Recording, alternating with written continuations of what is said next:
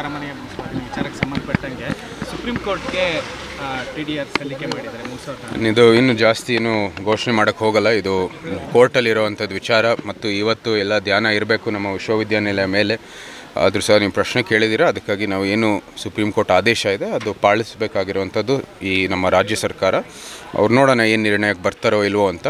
ಆದರೆ ಅಲ್ಲಿ ಭಾಳ ಸ್ಪಷ್ಟವಾಗಿ ಹೇಳಿದ್ದಾರೆ, ಭಾಳ ಒಂದು ಸರ್ಕಾರಕ್ಕೆ ಹಿನ್ನಡೆ ಆಗಿದೆ. ನಮಗೂ ಕೂಡ ಅದೇನು ಸಂತೋಷದ ವಿಚಾರ ಅಲ್ಲ. ಇದು ಏನಿದೆ ಕಾನೂನು ಏನಿದೆ, ನಮ್ಮ ಇಲ್ಲಿ ಪ್ರಕ್ರಿಯೆ ಏನಿದೆ, ಇಂಥ ಒಂದು ರಸ್ತೆ ಅಗಲೀಕರಣ ಇರ್ಬೋದು, ಅಭಿವೃದ್ಧಿ ಕೆಲಸದಲ್ಲಿ ಏನು ಪ್ರಕ್ರಿಯೆ ಇದೆ ಅದು ಅನುಸರಿಸ್ಕೊಂಡು ನಾವು ಮುಂದುವರಿದಲ್ಲಿ ಏನೂ ಸಮಸ್ಯೆ ಇಲ್ಲ. ನಮಗೇನು ರಾಜ್ಯ ಸರ್ಕಾರಕ್ಕೆ ಏನೋ ಒಂದು ಕೆಟ್ಟ ಹೆಸರು ಬರಬೇಕು ಅಂತ ಆಸೆನೂ ಇಲ್ಲ. ಒಳ್ಳೆಯ ಹೆಸರು ಬರಬೇಕು, ಅವರು ಕೂಡ ಒಳ್ಳೆ ಕೆಲಸ ಮಾಡಬೇಕಂತ ನಮ್ಮ ಆಸೆ.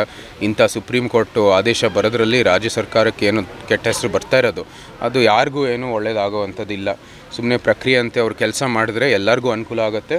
ಇದು ಏನು TDR ಕೊಡೋದ್ರಲ್ಲಿ ಅವ್ರಿಗೇನು ಅವ್ರ ಖಜಾನೆಯಿಂದ 1 ಪೈಸಾ ಕೊಡೋ ಅವಶ್ಯಕತೆ ಇಲ್ಲ. ಅದು ಬರೀ ಒಂದು ಸರ್ಟಿಫಿಕೇಟ್ ಕೊಡಬೇಕಾಗಿದೆ, ಇಷ್ಟು TDRನ ಮಾಲೀಕರು ನಾವು ಅಂತ. ಅದರ ಮೂಲಕ ರಸ್ತೆ ಅಗಲೀಕರಣ ಮಾಡ್ಬೋದು. ಆ ಭಾಗದ ಒಂದು ಏನು ಬೆಳ್ಳಾರಿ ರಸ್ತೆ ಇದೆ, ಜೈಮಾಲ್ ರಸ್ತೆ, ಅಲ್ಲಿ ಟ್ರಾಫಿಕಲ್ಲಿ ನಾವು ಕೂಡ ಒಂದು ಟ್ರಾಫಿಕಲ್ಲಿ ದಿನನಿತ್ಯ ಬೆಂಗಳೂರಲ್ಲಿರುವಾಗ, ಅರಮನೆಯಲ್ಲಿರುವಾಗ ದಿನನಿತ್ಯ ಆ ಟ್ರಾಫಿಕಲ್ಲಿ ನಾವು ಕೂಡ ಸಿಕ್ಕಾಕೋತೀವಿ. ಸೊ ಇದು TDR ಒಪ್ಕೊಂಡಿರೋದೇ ಸಮಾಜ ಒಂದು ಹಿತದೃಷ್ಟಿಯಲ್ಲಿ. ಅವರಿದು ಪ್ರಕ್ರಿಯೆ ಏನಿದೆ 2009ರಲ್ಲಿ ಅವರು TDR ಕೊಡ್ತೀವಿ ಅಂತ ಅವರು ಒಂದು ನಿರ್ಣಯ ತೊಗೊಂಡ್ರು.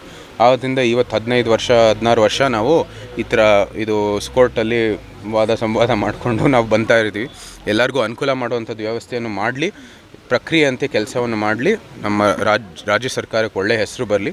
ಇಂಥ ಕೆಟ್ಟ ಕೆಲಸ ಮಾಡೋ ಮೂಲಕ ಯಾರಿಗೂ ಒಳ್ಳೆಯದಾಗಲ್ಲ. ಬಟ್ ಇದು TDR ಕೊಡಲೇಬೇಕಾಗುತ್ತಲ್ಲ ಅನ್ನೋ ಕಾರಣಕ್ಕಾಗಿ ರಾಜ್ಯ ಸರ್ಕಾರ ಸುಗ್ರೀವಾಜ್ಞೆಯ ಮೂಲಕ ಅದನ್ನು 2009ನಲ್ಲಿ ನಾವು TDR ಕೊಟ್ಟು ರಸ್ತೆ ಅಗಲೀಕರಣ ಮಾಡ್ತೀವಿ ಅಂತ ಒಪ್ಕೊಂಡಿರೋವಂಥದ್ದು ರಾಜ್ಯ ಸರ್ಕಾರ ಇದು.